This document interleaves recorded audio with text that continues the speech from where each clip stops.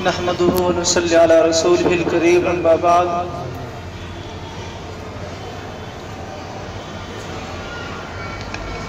फ़क़द क़ाल अल्लाहु तबारक व तआला फ़िल क़ुरआनिल मजीद, फ़अऊज़ु बिल्लाहि मिनश शैतानिर रजीम, बिस्मिल्लाहिर रहमानिर रहीम।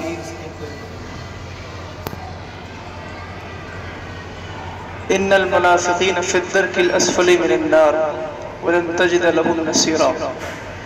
सदक़ल्लाहुल अज़ीम। मैंने आयत ये इसलिए पढ़ी है कि असल तो ये मुनाफ़िक़ों के लिए है, लेकिन इमाम हुसैन रज़ी अल्लाहु अन्हु के साथ जिन लोगों ने किया वो मुनाफ़िक़ों से भी बदतर थे। अल्लाह इरशाद फरमा रहा है कि मुनाफ़िक़ों का हाल क्या होगा कि वो जहन्नुम के निचले तबके में रहेंगे, अस्फली मिनन नार। तो मेरे प्यारे बच्चों, ये मुहर्रम का महीना है, इसमें सबसे पहली फजीलत आप समाअत फरमा लीजिए। अल्लाह के नबी ने इरशाद फरमाया कि रमज़ानुल मुबारक के बाद में अगर किसी फ़र्ज़ रोज़े के बाद में अगर किसी रोज़े की फजीलत है और वो किसी रोज़े के कायम मकाम है, रमज़ानुल मुबारक के रोज़े के कायम मकाम, तो वो आशुरा के रोज़े हैं। वो आशुरा के रोज़े हैं और इसमें एक रोज़ा तो अहम है 10 मुहर्रमुल हराम का। उसके साथ में आप या तो 9 मुहर्रमुल हराम को मिला लीजिए, उस दिन रोज़ा रखना है, या फिर 11 मुहर्रमुल हराम का रोज़ा रखना है। और सबसे बेहतरीन चीज़ अल्लाह रब्बुल इज़्ज़त के यहाँ पर हमारे आमाल पेश होते हैं जुमेरात के रोज़। और कितने खुश नसीब है कि देखो बुध के दिन 10 मुहर्रमुल हराम है और 11 मुहर्रमुल हराम जुमेरात है।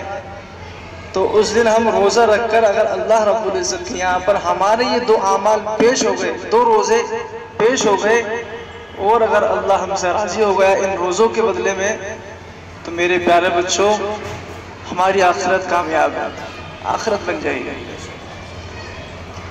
अब तो ये हो गई फजीलत। अब जो रसूमात, खुराफात, बिदआत इस महीने में हो रही है उसके मुतालिक और रोशनी डाल देते हैं। इससे पहले इमाम हुसैन रज़ी अल्लाहु अन्हु की मुख्तसर सी सीरत पर नज़र डालते हैं और उसके बाद में जो बिदआत और खुराफात हो रहे हैं उसके बारे में तज़किरा करेंगे इंशाअल्लाह। तो इमाम हुसैन रज़ी अल्लाहु अन्हु पहले मदीना मुनव्वरा में मुकीम थे, वहाँ पर तशरीफ़ फरमा थे। वहाँ से मक्का मुकर्रमा की तरफ चल बसे और वहाँ पर रहने का इरादा फरमाया। अब कूफा वालों के जो खुतूत मुसलसल आ रहे थे, किताबों में लिखा है कि मदीना मुनव्वरा में जब हज़रत तशरीफ़ फरमा थे वहीं से खुतूत का सिलसिला जारी हो गया। अब जब मक्का मुकर्रमा में पहुँचे और कूफा वालों ने ये सुना कि वहाँ मक्का मुकर्रमा में तो जो हाकिम है, जो अमीर है, वहाँ के जो सरदार है, जिनके हाथ पर कमान है, वो अब्दुल्ला बिन ज़ुबैर रज़ी अल्लाहु अन्हु है। और अब्दुल्ला बिन ज़ुबैर रज़ी अल्लाहु अन्हु ना तो इमाम हुसैन को कहते हैं कि आप मेरे हाथ पर बैठ लो, नहीं इमाम हुसैन रज़ी अल्लाहु अन्हु उनके हाथ पर बैठ लेते हैं। अब्दुल्ला बिन ज़ुबैर का जो मशगला था रज़ी अल्लाहु अन्हु, उनका मशगला ये था कि सारा वक्त, ज़्यादा से ज़्यादा वक्त वो इबादत इलाही में मसरूफ़ रखते थे। अब्दुल्ला बिन ज़ुबैर रज़ी अल्लाहु अन्हु इतने अल्लाह से डरने वाले थे कि उस वक्त में मक्का मुकर्रमा में, पहले तो आपको ये बात बता देता हूँ कि जो अमीर होता है, जो हाकिम होता है किसी शहर का, उसके हाथ पर मोमिन मुसलमान बैत लेते हैं, अल्लाह से तौबा करते हैं कि हम अल्लाह से तौबा करते हैं कि आपका हर हुक्म मानेंगे और तौबा ये करते हैं कि गुनाह नहीं करेंगे, आमन्तु बिल्लाहि व मलाइकतिही व कुतुबिही व रुसुलिही वल यौमिल आखिर, अल्लाह के नबी ने 20 सहाबा किराम से अपने हाथ पर बैत ली थी। तो ये सिलसिला जारी और सारी रहा, और जो भी किसी शहर में रहता अपने अमीर के हाथ पर बैत लेता। इसका मतलब यह है कि हमने आपके जो भी हुक्म है वो हम सर तस्लीम में खम करते हैं, हम हर हुक्म को मानते हैं, चाहे वो हुक्म कैसा ही हो। बहरहाल अब्दुल्लाह बिन जुबैर के उस दौर में कई सारे सहाबा, ऐसे बड़े बड़े सहाबा मौजूद थे, जैसे अब्दुल्लाह बिन अब्बास रज़ी अल्लाहु अन्हु, अब्दुल्लाह बिन उमर रज़ी अल्लाहु अन्हु, और भी कई सारे सहाबा जो बड़े जलील क़द्र सहाबा है वो उस वक्त में मौजूद थे। इब्न अब्बास रज़ी अल्लाहु अन्हु जो हज़रत हुसैन रज़ी अल्लाहु अन्हु के भाई थे, दूसरी वाले मोहतरमा के बतन से एक भाई थे। अब जो आगे जो तारीख आ रही है शिम्र ज़ुल जोशन, एक तारीख में उसका नाम लिखा है, दूसरी में ये लिखा है शम्र ज़ुल जोशन। ये कूफा का एक नामी आदमी था, जालिम था। इसकी बहन हज़रत अली रज़ी अल्लाहु अन्हु के निकाह में थी, और उनके बतन से हज़रत इब्न अब्बास रज़ी अल्लाहु अन्हु दुनिया में तशरीफ़ लाए। बहरहाल बड़े बड़े सहाबा थे, लेकिन उन्होंने अब्दुल्लाह बिन जुबैर रज़ी अल्लाहु अन्हु ने कभी उनसे नहीं कहा कि आप मेरे हाथ पर बैत लो। बहरहाल ये बात जब कूफा वालों को पता चली कि अब्दुल्लाह बिन जुबैर ने उनसे बैत नहीं ली अपने हाथ पर, और इमाम हुसैन ने भी उनके हाथ पर बैत नहीं लिए, तो इस मौके का फ़ायदा उठाया जाए। उन्होंने फिर एक ऐसा ख़त भेजा जिसमें इतनी सारी तफसीलात उन्होंने लिखी कि ए इमाम हुसैन, हम आपको अपना कायद मानते हैं, हम आपको अपना इमाम मानते हैं, इमाम समझते हैं, दिल से भी मानते हैं, जान से भी मानते हैं, हर तरीके से, हर एतबार से हम आपको अपना इमाम मानते हैं। मेहरबानी करके आप हमारी रहनुमाई फरमाएं और यहाँ कूफा तशरीफ ले आए। जो ये उस वक्त में जो हाकिम वहां पर मौजूद था उसका नाम था नोमान बिन बशीर, नेक आदमी था। वो कहते हैं कि हम नोमान बिन बशीर को कत्ल कर देंगे और यहाँ के जो गवर्नरी से उनको हटा देंगे, उनको माजूल करवा देंगे और खजाने पर हम कब्जा कर लेंगे। यहाँ पर आप तशरीफ ले आओ और उसके बाद में हम यजीद को भी कत्ल कर देंगे, यजीद बिन अबी अमीर मुआविया को भी हम कत्ल कर देंगे और आपको उस तख्त पर बैठा देंगे कि जिस तख्त पर बैठकर आप तमाम मुल्क, तमाम अहले अरब पर हुकूमत करोगे। इतने सारे उनको ये ख्वाब दिखाए। और बहरहाल जब हज़रत इमाम हुसैन रज़ी अल्लाहु अन्हु के पास वो खत पहुंचा तो इमाम हुसैन रज़ी अल्लाहु अन्हु का मकसद क्या था कि इस्लाम को और फैलाया जाए। कोई लालच नहीं थी नऊज़ बिल्लाह कि मुझे किसी गद्दी का लालच है, किसी गद्दी की लालच है और मुझे तख्त पर बैठना है। सिर्फ मकसद मुझे इस्लाम को और फैलाने पे मैं अगर जरिया बन जाऊं तो मेरा बेड़ा पार हो जाएगा। बहरहाल इधर इमाम हसन रज़ी अल्लाहु अन्हु का जब यहाँ से रुखसत हुए, विसाल हुआ, तो इमाम हसन रज़ी अल्लाहु अन्हु ने एक वसीयत फरमाई।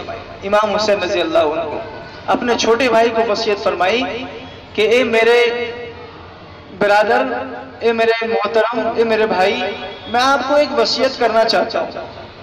इमाम हसन रज़ी अल्लाहु अन्हु ने वसीयत फरमाई कि कूफा वाले इराकी लोग आपको जरूर बुलाएंगे और उनके फरेब में, मेरे भाई, उनके फरेब में न आना। आपको उनके फरेब, झूठ, उनके जाल में नहीं आना चाहिए, क्योंकि हमारे पूरे खानदान को उन लोगों ने तबाह और बर्बाद कर दिया। और इधर तो इमाम हसन रज़ी अल्लाहु अन्हु ने वसीयत फरमाई, उससे पहले अमीर मुआविया रज़ी अल्लाहु अन्हु ने अपने बेटे को वसीयत फरमाई।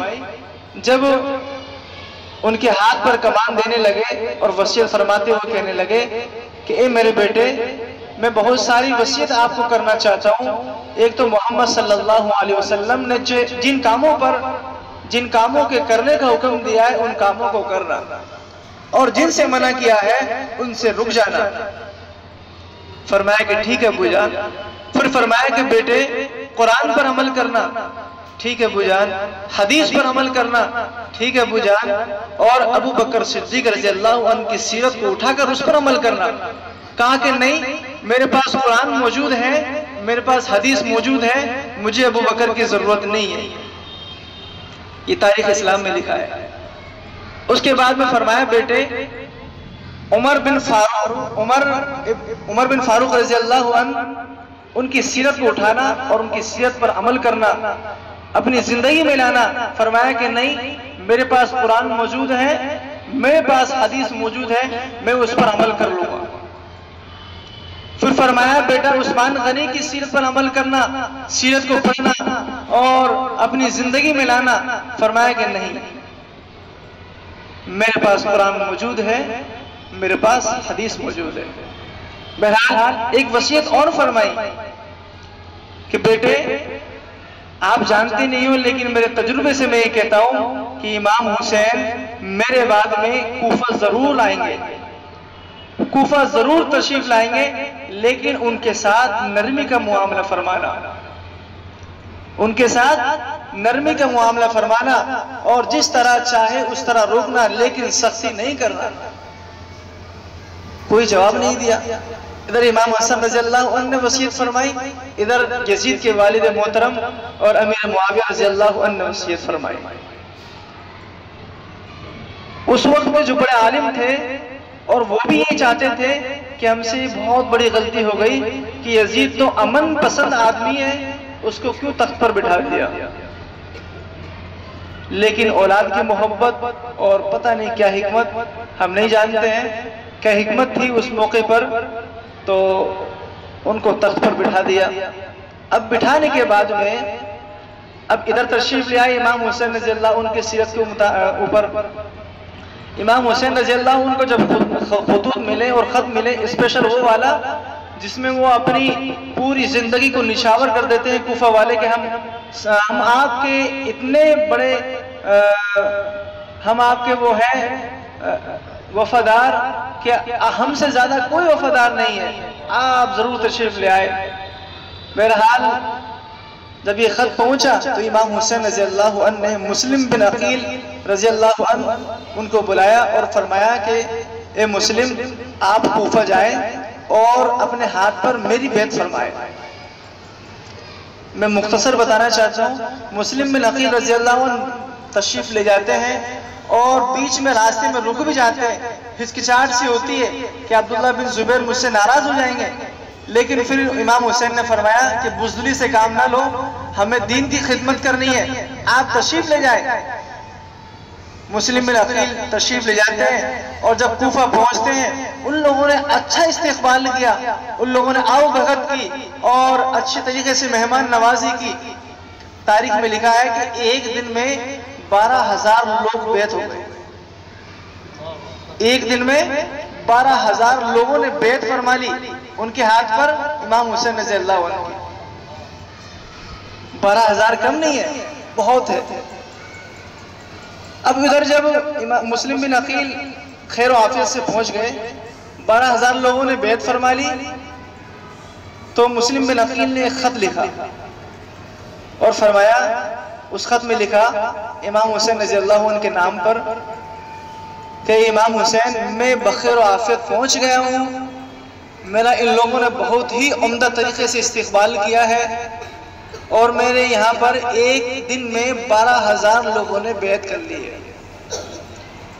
ये जब खत देखा इमाम हुसैन ने तो बड़े खुश हो गए और जाहिर सी बात है खुशी की बात थी, खुश होना चाहिए था। खुश हुए और फरमाया कि मैं जल्द अज जल्द वहाँ पर तशरीफ लाऊंगा। ये कहा कि वहाँ से रुखसत लेने की इजाज़त ली, अपने अहल और अयाल को साथ में लेने का इरादा किया। तो जब मक्का मुकर्रमा में ये बात मशहूर हुई तो जो बड़े बड़े उलमा उस वक्त में मौजूद थे, बड़े बड़े सहाबा बाहर तशरीफ ले आए। हम आपको नहीं जाने देंगे, हम आपको नहीं जाने देंगे। एक साहबी है अब्दुल्ला बिन अब्दुल रहमान, वो फरमाते हैं कि अगर मुझे ये महसूस होता कि मैं उनके घोड़े के नीचे लेट जाता कि मुझे कुचले बगैर आप यहाँ से नहीं जाएंगे तो मैं ये कर देता, लेकिन इमाम हुसैन ने ये कह दिया कि मुझे यहाँ से जाना ही है, मुझे दीन को और फैलाना ही है और दीन की खिदमत करनी है। उधर से अब्दुल्लाह बिन अब्बास रज़ियल्लाहु अन्हु तशरीफ लाते हैं, जो बड़े सहाबा थे। वो आते हैं और कहते हैं कि ए इमाम हुसैन, हम आपको ये बताना चाहते हैं कि आपके ख़ानदान को जिन लोगों ने तबाह और हलाक किया है, उन लोगों के फरेब में आप ना आए। वो लोग आपको फंसाना चाहते हैं, वो लोग आपको बुलाना चाहते हैं और वो लोग आपका साथ नहीं देंगे, वो आपकी इताअत नहीं करेंगे। आप बराए मेहरबानी वहां ना जाए। आपका जो अज़्म मुसम्मम जो आपने कर लिया है, उस अज़्म को आप तर्क कर दे, आप ना जाए। लेकिन फरमाया कि मैंने इरादा कर लिया है, मैंने पुख्ता इरादा कर लिया है। फिर अब्दुल्लाह बिन अब्बास कहते हैं कि मेरी एक और दरख्वास्त है, एक राय ये है, अगर आपको जाना ही है तो अपने अहलो अयाल को न ले जाए। क्यों? क्योंकि अगर आप अपने अहलो अयाल को ले गए जिस तरह के हज़रत अली रज़ियल्लाहु अन्हु ने किया, तो कहीं ऐसा ना हो नऊज़ु बिल्लाह वो आपके अहलो अयाल को बांदी और गुलाम बना ले। आप अपने अहलो अयाल को साथ में ना ले जाए। लेकिन इमाम हुसैन रज़ियल्लाहु अन्हु ने इस राय से भी इख्तिलाफ किया और उन्होंने कहा नहीं, मैंने पुख्ता इरादा कर लिया है। फिर आते हैं अब्दुल्लाह बिन उमर रज़ियल्लाहु अन्हु।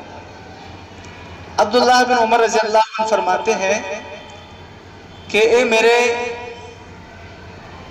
नबी के नवासे, एक मेरे नबी के नवासे, मैं आपकी बड़ी कदर करता हूँ, मैं आपकी बड़ी इज्जत करता हूँ, आपके कदमों में मैं अपनी जान निछावर कर सकता हूँ। मेरी दरख्वास्त ये है कि आपने जो अज़्म किया है उसको तर्क कर दे और जो खानदान नबूवत, जो नबूवत का जो खानदान है, आप भी उसी से ताल्लुक़ रखते हैं। अल्लाह के नबी सल्लल्लाहु अलैहि वसल्लम से अल्लाह ने दरियाफ़त फरमाया, इरशाद फरमाया, पूछा ए मेरे प्यारे नबी, आप इस दुनिया को चाहते हैं या आखिरत को चाहते हैं? आपको इख्तियार है, चाहे तो आप दुनिया को पसंद फरमा ले या आखिरत को पसंद फरमा ले, लेकिन मेरे प्यारे नबी सल्लल्लाहु अलैहि वसल्लम ने आखिरत को पसंद फरमाया, आखिरत को तरजीह दी दुनिया पर। मैं भी यही कहना चाहता हूँ कि इमाम हुसैन, आप भी आखिरत पर तरजीह दीजिए और आप भी यहीं ठहर जाइए, आपका जो इरादा है वो उसको तर्क कर दीजिए। और ये कहते हुए अब्दुल्लाह बिन उमर खूब रोए, इतने रोए मेरे प्यारे बच्चों, किताबों में लिखा है कि दाढ़ी मुबारक बिल्कुल तर हो गई। उनके साथ साथ इमाम हुसैन रज़ियल्लाहु अन्हु रोने लग गए।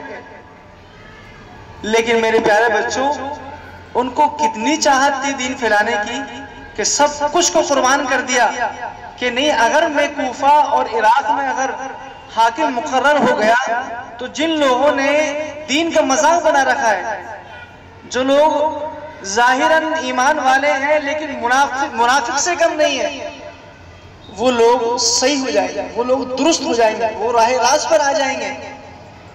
इरादा ये था और इसके पीछे सब कुछ कुर्बान करने को तैयार, अपने खुद को कुर्बान करने को तैयार, अपने अहलो अयाल को कुर्बान करने को तैयार, लेकिन सिर्फ दीन की शान, दीन की खिदमत, इस्लाम की खिदमत, कि इस्लाम को किस तरह बचाया जाए, किस तरह फैलाया जाए।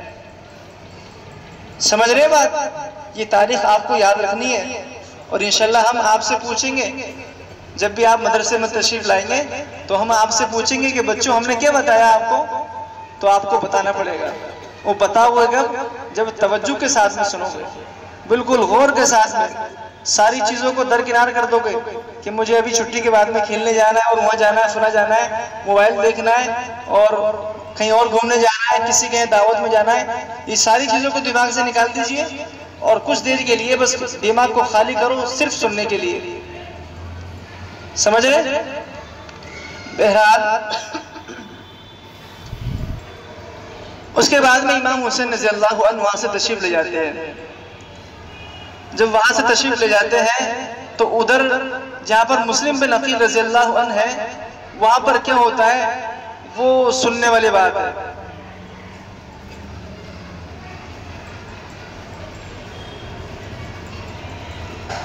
तो वहां पर एक कूफा का एक जासूस था, उसने देखा कि मुस्लिम बिन अकील यहाँ पर आया, बेत ले रहा है इमाम हुसैन रज़ियल्लाहु अन्हु के अपने हाथ पर। तो नोमान बिन बशीर जो उस वक्त का हाकिम था, कहाँ का? कूफा का जो हाकिम था,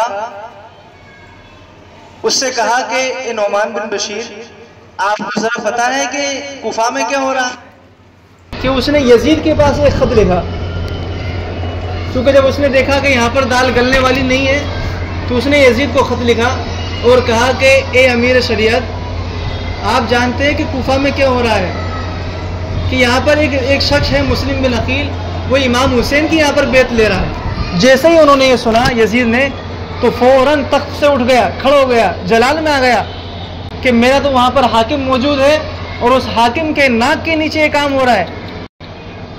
फिर वहाँ से एक शख्स है जो कि तारीख में लिखा है कि अमीर मुआविया रज़ियल्लाहु अन्हु का ग़ुलाम था, अमीर मुआविया रज़ियल्लाहु अन्हु ने उनको आज़ाद कर दिया और जो अहम मशवरे थे वो उनसे लिया करते थे।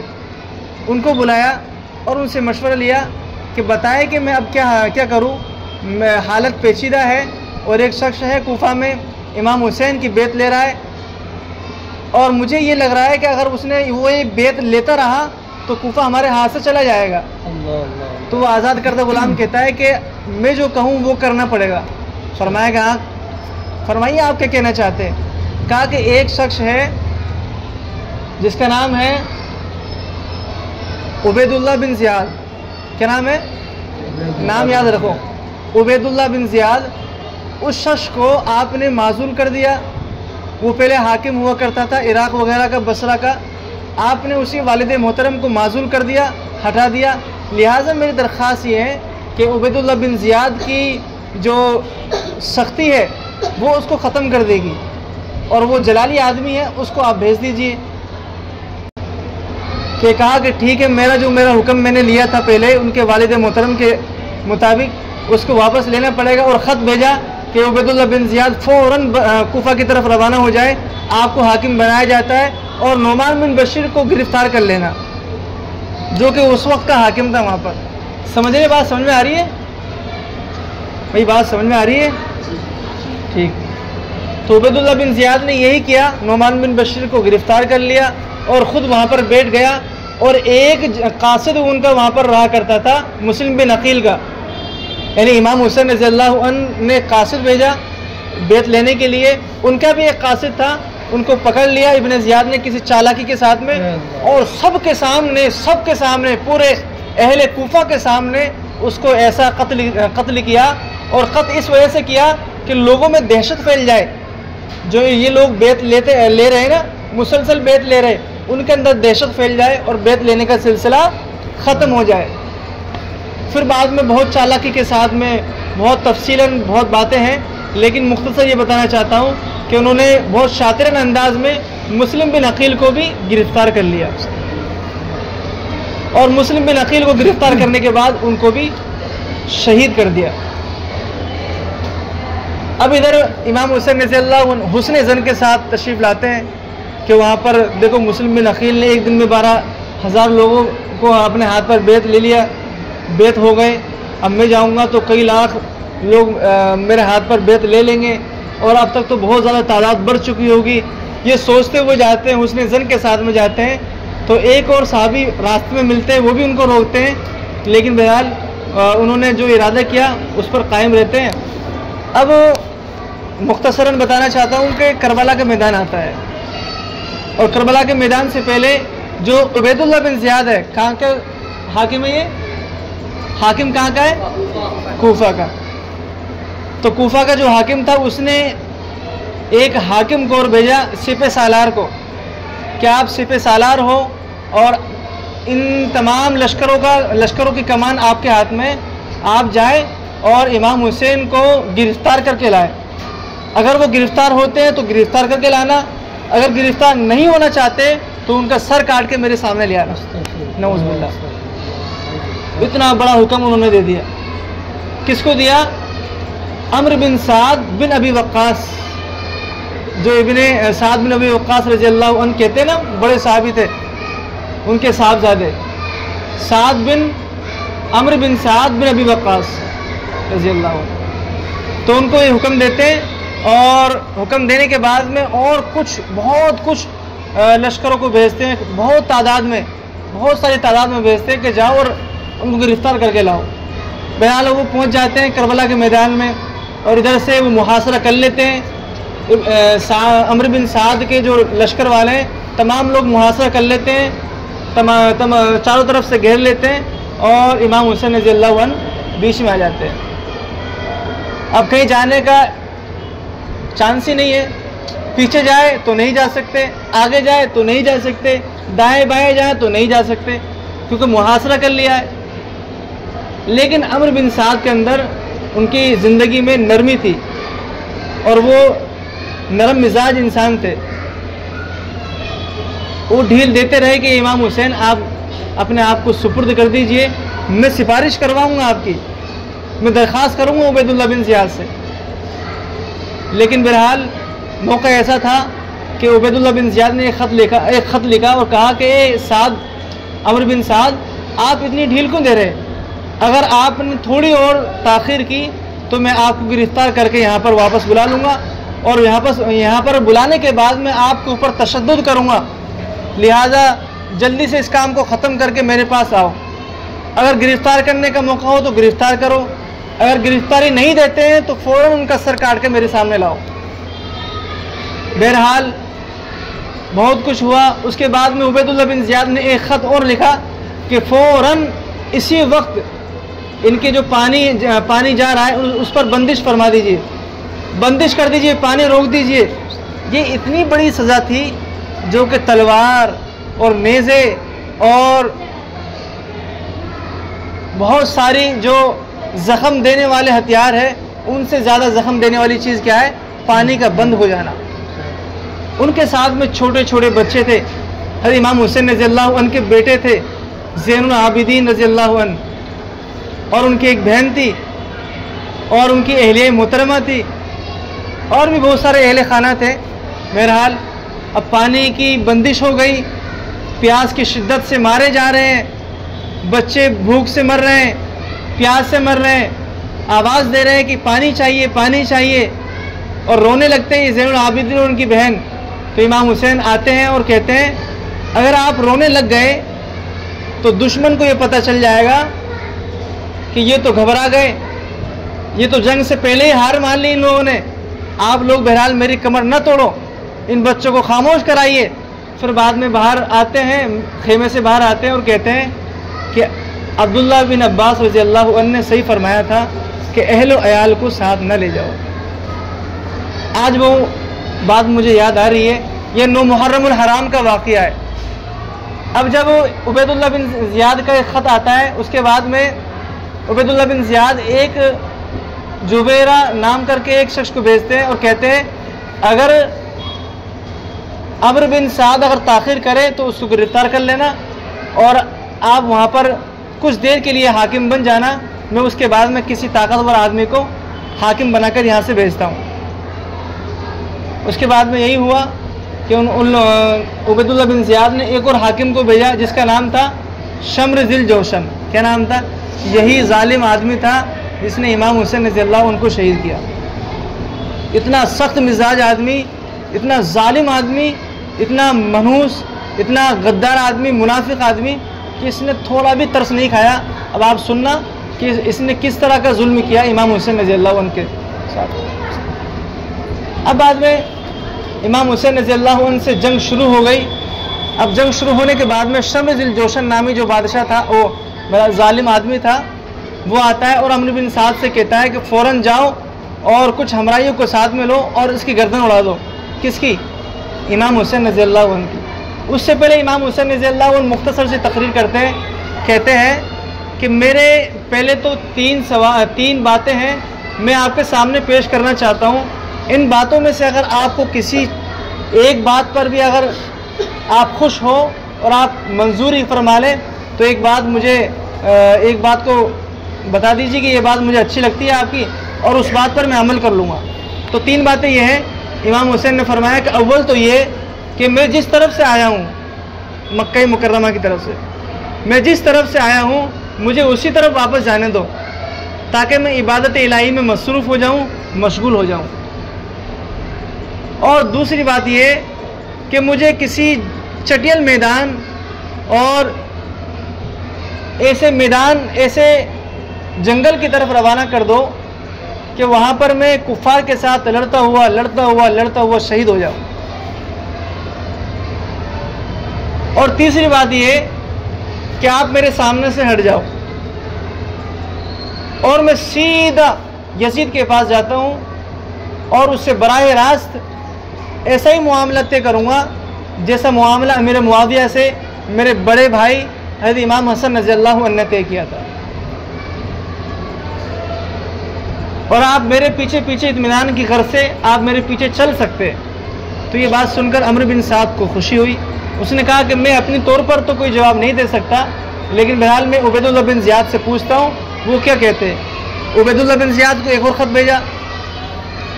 ख़त भेजने में उबैदुल्लाह बिन ज़ियाद ने वापस में ये कहा, हमें तीनों शर्तों में से एक भी शर्त मंजूर नहीं है, हमें शर्त ये मंजूर है आप अपनी गर्दन को हमारे हवाले कर दो। नऊज़ बिल्लाह, इतना सख्त मिजाज आदमी। तो इमाम हुसैन रज़ियल्लाहु अन्हु ने फरमाया ये तो हरगिज़ नहीं हो सकता कि मैं उबैदुल्लाह बिन ज़ियाद के हाथ पर बैत ले दूँ, चाहे मेरा जिस्म के टुकड़े टुकड़े हो जाए, मैं शहीद हो जाऊँ, लड़ता हुआ शहीद हो जाऊँ, लेकिन मैं ऐसा जालिम हाकिम जो कि शरीयत के नाम पर एक धब्बा है, मैं उसके हाथ पर हरगिज़ बैत नहीं लूँगा। और उसके बाद में मुख्तसर सी तकरीर की कि एक कूफा वालों, क्या आप लोगों ने मुझे यहाँ पर नहीं बुलाया है? जो कूफा के जो लश्कर था उन लोगों ने इमाम हुसैन रज़ियल्लाहु उनको ख़त भेजा है। जो लश्कर आया हुआ था उनको पकड़ने के लिए, उनको गिरफ्तार करने के लिए, नऊज़ बिल्लाह उनको कत्ल करने के लिए उन लोगों ने ही इमाम हुसैन रज़ियल्लाहु उनको ख़त भेजा है कि आप यहाँ पर तशरीफ़ लाए, आप हमारे इमाम बन जाए, हम नोमान बिन बशीर को यहाँ से कत्ल कर देंगे, माजूल कर देंगे, हम आपको गद्दी पर बिठा देंगे, हम यजीद को भी कत्ल कर देंगे और यजीद की जगह पर आपको बिठाएंगे।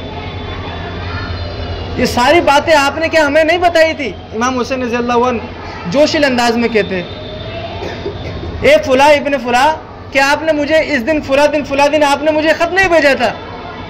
ए फुला इब्न फुला, आपने क्या मुझे इस ख़त में ये नहीं लिखा था? ए फुला इब्न फुला, क्या आपने मुझे किसी चीज़ का वास्ता नहीं दिया था? नोमान बिन बशीर को माजूल करने का वास्ता नहीं दिया था? अल्लाह अकबर। और कहते हैं, ए कूफा वालों, क्या आप मुझे जानते हैं मैं कौन हूँ? मैं नवासा रसूल हूँ।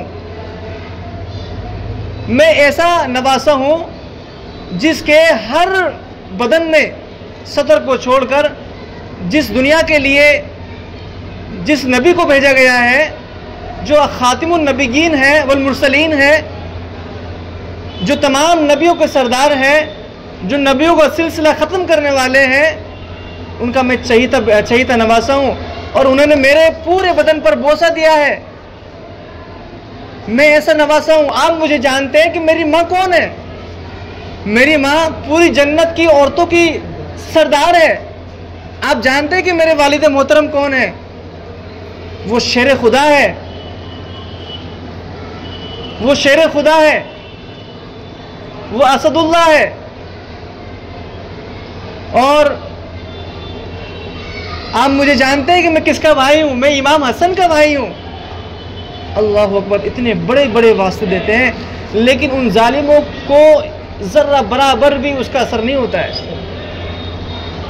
उनके दिल मुर्दा हो चुके होते हैं, वो किसी चीज़ को समझते नहीं हैं। बहरहाल इतनी सारी लंबी तकरीर करने के बाद भी उन लोगों के ऊपर कोई असर नहीं पड़ता है। और जब उन लोगों का जवाब आता है कि हमने कहा होगा तो कहा होगा, लेकिन हम तो अब जंग के ऐलान के लिए आपसे ऐलान कर रहे हैं, जंग के लिए आप जंग में तशरीफ़ ले आए। इतना बड़ा जुमला उन लोगों ने कह दिया। इमाम हुसैन रज़ियल्लाहु अन्हु को गुस्सा आता है और जलाल में घोड़े से निकल जाते हैं जंग के लिए, नारे तकबीर देते हुए।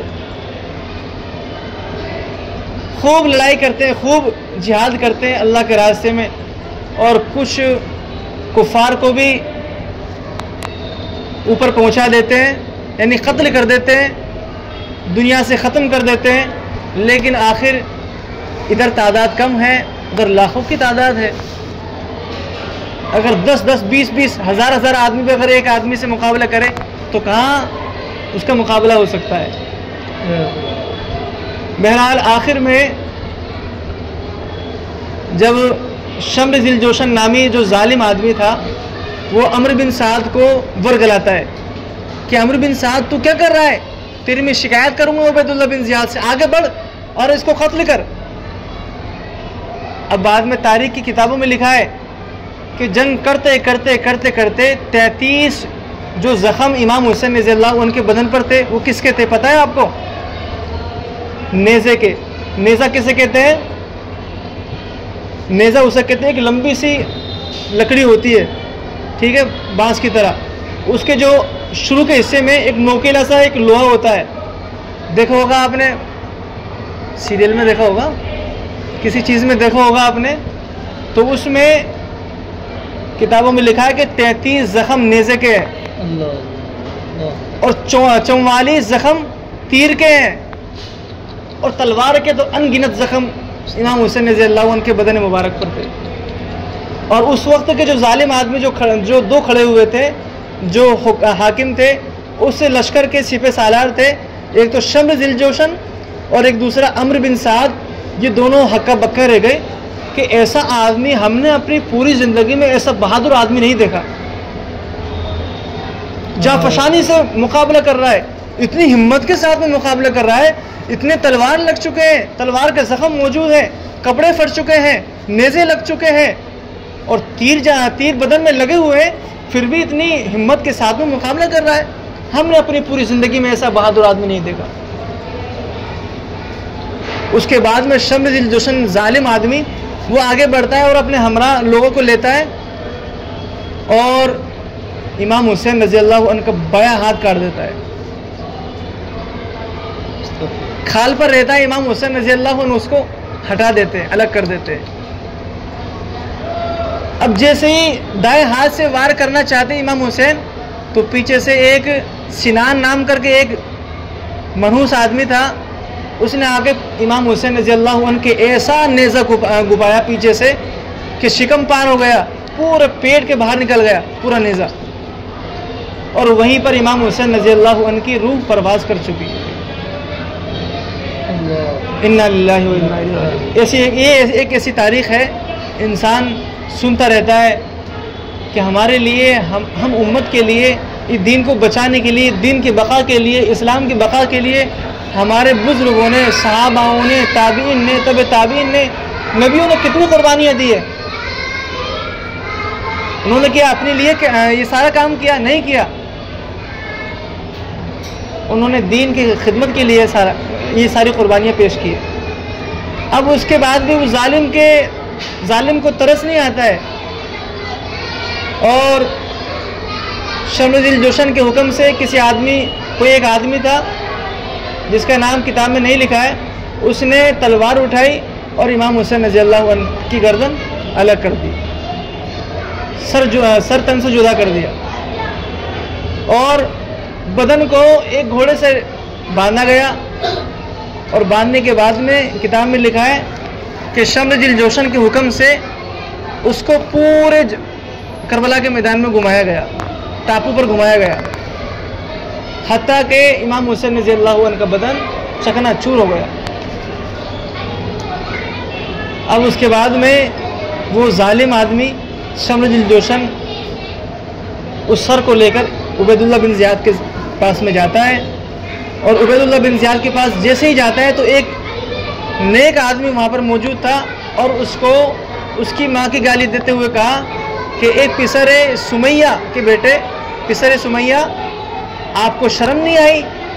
आपने आज ऐसे इंसान को शहीद किया है जिस इंसान के बदन पर हमारा हुजूर अकरम सल्लल्लाहु अलैहि वसल्लम ने बोसा दिया है, आपने क्या हाल कर दिया है? लेकिन वो डांटता हुआ कहता है कि आप मेरी महफिल से निकल जाइए यहाँ से। और अहले खाना को और इमाम हुसैन रज़ियल्लाहु अन्हु उनके सर को शम्र जुलजोशन के हाथ में लेकर यजीद के पास पहुंचाता है। यजीद जैसे ही देखता है कि ये इमाम हुसैन की गर्दन मुबारक है, फ़ौरन तख्त से खड़ा हो जाता है। लोग यजीद को बहुत बुरा भला कहते हैं, लेकिन उसकी वहाँ पर शफ़क़त देखने को मिलती है। फ़ौरन खड़ा हो जाता है और उस उबैदुल्लाह बिन ज़ियाद को गाली देता है कि पिसर सुमैया को मैंने ये हुक्म कब दिया था कि इमाम हुसैन की गर्दन को मेरे पास भेजे या उनके जिस्म से सर को ख़त्म कर दे। मैंने ये हुक्म कब दिया था? मैंने तो ये हुक्म दिया था कि उनको गिरफ्तार करके मेरे पास भेजे। अब उधर उबैदुल्लाह बिन ज़ियाद ये खुश होता है कि मैं इमाम हुसैन की गर्दन वहाँ पर भेजूँगा तो मेरा और ओहदा बढ़ जाएगा, मुझे यजीद और इनामात देगा, इनामात से मुझे नवाजेगा। लेकिन इसका उल्टा होता है। यजीद क्या करता है, जो शम्र जुलजोशन आता है उसको और गाली देता है, उसको भगा देता है कि मेरी महफिल से निकल जाओ यहाँ से। आज जो तुमने किया है बहुत गलत किया है। कसम उस ज़ात पाक की जिसके कब्ज़े में मेरी भी जान है। इमाम हुसैन की माँ मेरी माँ से बेहतर थी। ये यजीद के अल्फाज है। इमाम हुसैन के वालिद मेरे वालिद से भी कई ज़्यादा बेहतर, जो नबियों के जो दुनिया के बेहतरीन के लिए पैदा किए गए, बासत के लिए, रहमत के लिए पैदा फरमाए गए। और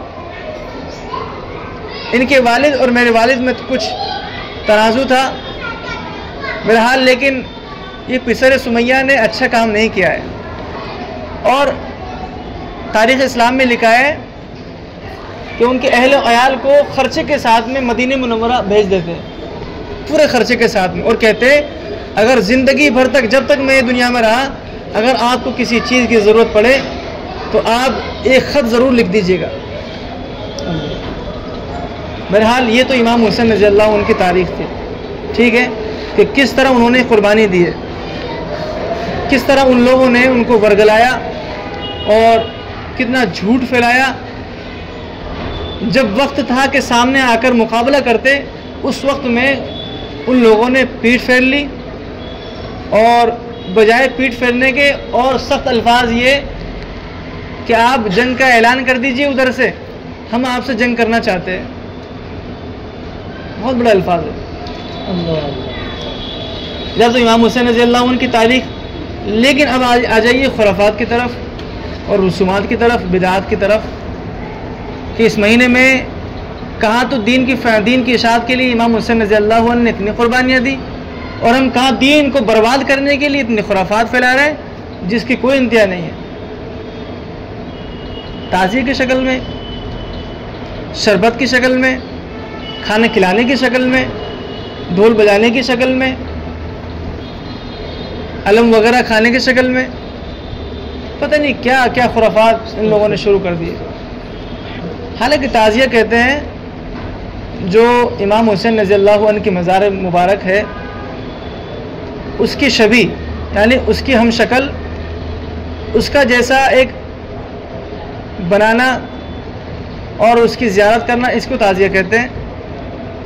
और कारी साहब दामद बरकातुहू ने कल फरमाया था, एक बादशाह था जो हिंदुस्तान में आया था, और उससे पहले मैंने पढ़ा था कि एक और बगदाद में एक शख्स रहा करता था, उसका नाम माजुल-उद-दौला कुछ इस तरह नाम था। हाँ, उसने भी ये काम शुरू किया। उसने ताज़िया बनाया और बाज़ारों में बेचने के लिए फिराया, लेकिन उसकी शोहरत न हो पाई थी। उसके बाद में हिंदुस्तान में एक बादशाह आया जो हिंदुस्तान के कुछ अरसे तक बादशाह रहा। ताज्जुब की बात क्या है पता है? वो बादशाह कौन था, वो बादशाह कैसा था? ताज्जुब की बात बताऊं, वो 42 मुल्कों का फातेह था। 42 मुल्क उसने फतह कर लिए थे। और उससे भी बड़ी ताज्जुब की बात, वो अपाहिज था। हाथ से, दाएं हाथ से और दाएं पैर से माजूर था, हाथ पैर नहीं थे, फिर भी 42 मुल्कों को उसने फतह कर लिया। और उसके बाद में वो अक़ीदत की वजह से हर साल मुहर्रम के महीने में इराक़ जाया करता था और इराक़ में इमाम हुसैन रज़ी अल्लाह अन्हु की मज़ार मुबारक पर तशरीफ़ ले जाता। तशरीफ़ तो बहुत अच्छा अल्फाज हो गए बाकायदा चला जाता और अक़ीदत की वजह से वहाँ पर हाज़िरी देता और आ जाता। ये मुसलसल करता रहा कि एक दिन अल्लाह ने उसको दिल का दौरा दिया। दिल का दौरा पड़ गया। हकीमों ने कहा कि आप इस महल से कहीं नहीं जा सकते, आपको जाने आने की इजाज़त नहीं है, अगर जाओगे तो जान का ख़तरा है। तो उनके दरबारियों ने क्या किया, दरबारियों ने खुश करने के लिए बादशाह सलामत को ये किया, ये तरतीब निकाली कि हम किसी नक्काश को, नक्श करने वाले को, फ़नकार को वहाँ पर भेजते हैं इराक़, और वहाँ से वो फ़नकारी करके बेहतरीन फ़नकार जो उस वक्त के थे उनको भेजा गया कि आप जाएं और वहाँ पर नक्काशी करके हू बहू उसकी छवि यहाँ पर ले आए। और यही हुआ कि वो लोग वहाँ पर चले गए। सन हिजरी 801 की बात है। कब की बात है? सन हिजरी 801। उसके जाने के बाद इब्राहिम लोदी की सल्तनत आ गई गालिबन। इब्राहिम लोदी के बाद मुग़लिया सल्तनत आ गई यहाँ पर हिंदुस्तान में। तो इस वाक़े को तकरीबन 650 साल के करीब हो गए और भी गालिबन करीब आगे पीछे होगा। तो इतना ही अरसा रहा है। तो मेरे प्यारे बच्चों, आप मुझे ये बताएं कि हमारे इस्लाम को दुनिया में फैलते हुए खाली 650 साल ही हुए? 1400 साल, 1450। कितने साल हो गए? 1450। सन हिजरी कौन सी चल रही है? 1445। तो 1450 साल तकरीबन हो गए ना। तो ये तो कहाँ की तारीख है? 650 साल की। और हमारा इस्लाम कब से ज़िंदा है? और भी उससे पहले से। ठीक है। तो बताने का मकसद ये है, अगर आपसे कोई पूछे कि ताज़िया वगैरह की इजाद कब है, ये कब शुरू हुआ, तो आपको ये बताना है। समझ गए? आपको याद रखना है, घर पे जाकर बताना है। ठीक है। बहरहाल जब वो नक्काश और फ़नकार वहाँ इराक़ गए और उसकी छवि लेकर आए मज़ार मुबारक की, तो यहाँ पर उसको दिखाया गया बादशाह सलामत को, तो दिली सुकून मिल गया उसको। अरे ये तो ऐसा लग रहा है कि मैं इराक़ में मौजूद हूँ और मेरे वहाँ जाने से कोई फ़र्क ही नहीं पड़ता। लेकिन बहरहाल दिली सुकून मिल गया मुझे। और दिली सुकून मिलने के बाद में उसने ऐसा ईजाद किया उस जालिम ने कि अच्छा, उसके ईजाद करने का जो सबसे अच्छा तरीका क्या रहा पता है? कि दिल्ली के आसपास के जो लोग थे वो शिया लोग थे, नवाब लोग जो थे वो शिया लोग थे। उन शियाओं ने इसको बढ़ावा दिया और बढ़ावा चलता गया। इससे क्या हुआ कि हमारे सुन्नी हजरात भी वहाँ पर मुलविस हो गए। आजकल तो सुनने में ही आता है कि शिया लोग तो ताज़िया कम बनाते हैं, ये लोग हमारे सुन्नी लोग ज़्यादा बना रहे हैं इन चीज़ों को, यानी इन चीज़ों में मुलविस ज़्यादा हो रहे हैं, हालांकि नहीं होना चाहिए। ये फरमाते हैं, एक अहमद रज़ा कादियानी मनहूस आदमी, एक बहुत बड़ा मुफ्ती गुजरा है जो दूसरे फ़िरक़े का था, उसके फतवे में लिखा है कि जो इंसान ताज़ियों को देखने जाए और ताज़िये में शरीक हो, ये उसने हराम काम किया। ये तो रही दूसरे फ़िक़े की बात। हमारे जो मसलक के हिसाब से अगर देखा जाए तो ताज़िये में जाना ज़ाहिर सी बात है, उनको बढ़ोतरी देना। ठीक है। तो ये भी हमारे लिए बहुत बड़ा गुनाह है, गुनाह और हराम भी है। देखना भी हराम, सुनना भी हराम, जाना भी हराम, ढोल बाजों में शरीक होना भी हराम, हमारा उनका खाना खाना भी हराम, शरबत पीना भी हराम, सब कुछ हराम हमारे लिए। हम लोग उनको मुसलमान मानते ही नहीं हैं। वो लोग कहते हैं कि हज़रत जिब्रील अमीन अलैहिस्सलाम से बहुत बड़ी गलती हुई है, वही लानी थी हज़रत अली रज़ी अल्लाह अन्हु के पास, ले गए हज़रत मोहम्मद सल्लल्लाहु अलैहि वसल्लम के पास, नऊज़ बिल्लाह। अरे उन ना वाकिफ़ लोगों को ये पता नहीं है ये दुनिया किस के लिए बनाई गई है। हज़रत अली रज़ी अल्लाह अन्हु को तो बाद में मोमिन में शुमार हुए थे, बाद में ईमान में दाखिल हुए। और ईमान में दाखिल करवाने वाले कौन है, ये नहीं देखा उन लोगों ने। ईमान में दाखिल करवाने वाले कौन है, ईमान नसीब करवाने वाले कौन है, ज़रिया कौन बने। बहरहाल तो मेरे प्यारे बच्चों, हमारा ताज़िये में जाना, ढोल में शरीक होना, पिछले साल हमने ये देखा था वीडियो आई थी हमारे पास और सारी वीडियो आ जाती है अल्हम्दुलिल्लाह, सारा पता चल जाता है कि हमारे मकतब के कौन सा बच्चा कहाँ पर है और किस खेल में शरीक हो रहा है। माशाल्लाह लाठी खेल में यहाँ पर छोटी मस्जिद के सामने कल्लू होटल के सामने बहुत सारे हमारे शागिर्द वहाँ पर मौजूद थे अल्हम्दुलिल्लाह, और लाठी ये खेल देख रहे थे, बल्कि खेल देख नहीं रहे थे, उसमें शरीक भी हो रहे थे। कह रहे थे हम लाठी मतलब खेलना सीख रहे हैं, तो आपको यही दिन मिला है सीखने के लिए, आप और दिन सीखो ना, कहीं जाइए आप बेहतरीन माहिर आदमी के पास। तो किसी को भी हम ना देखें, अगर देखे गए मतलब कोई पाया गया तो बच्चों ये अच्छी बात नहीं है आपके लिए। आप इतने बड़े कलामुल्लाह शरीफ की तालीम पा रहे हैं कि जिस कलामुल्लाह शरीफ को पहाड़ों ने, समुद्रों ने, सब ने मना कर दिया कि हम नहीं झेल सकते, ये जलाली कलाम है, अल्लाह का कलाम है, उसको आप अपने सीनों में लिए हुए हो। तो एक तरफ अल्लाह का कलाम और दूसरी तरफ हराम काम, ये नहीं हो सकता, समझ गए। तो कुछ आपको पता चला और भी बहुत सारी बातें हैं, लेकिन अभी वक्त बहुत कम है। लेकिन आप बस जहन में ये रखें कि हमें इन खुराफात में, इन रसूमात में, इन बिदात में शरीक नहीं होना है। लोगों की आंखें चार होती है कि देखो ये मकतब का तालिब इल्म है, देखो ये फ़लाँ उस्ताद का शागिर्द है, देखो ये फ़लाँ इससे मकतब के फ़लाँ ज़िम्मेदार है, समझ रहे। तो उनको बहाना ही मिल जाता है, हालांकि हमें शरीक होना ही नहीं चाहिए, चाहे बहाना मिले ना मिले, हमें तो दूर रहना चाहिए, हमें बचाना चाहिए।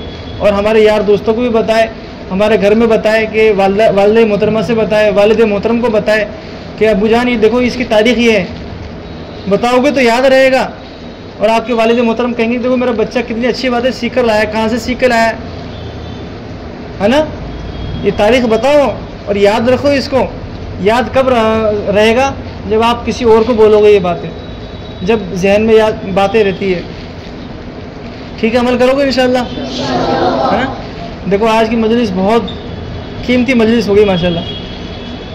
कुरान पाक आपको सुनने को मिल गई, नात मुनाजात आपको सुनने को मिल गई, आपको सीरत जो मुत्तसिलन तो नहीं, तफसीलन तो नहीं, लेकिन मुख्तसरन जो आपके समझ में आ जाए अल्हम्दुलिल्लाह, वो बातें आपके सामने आ चुकी है।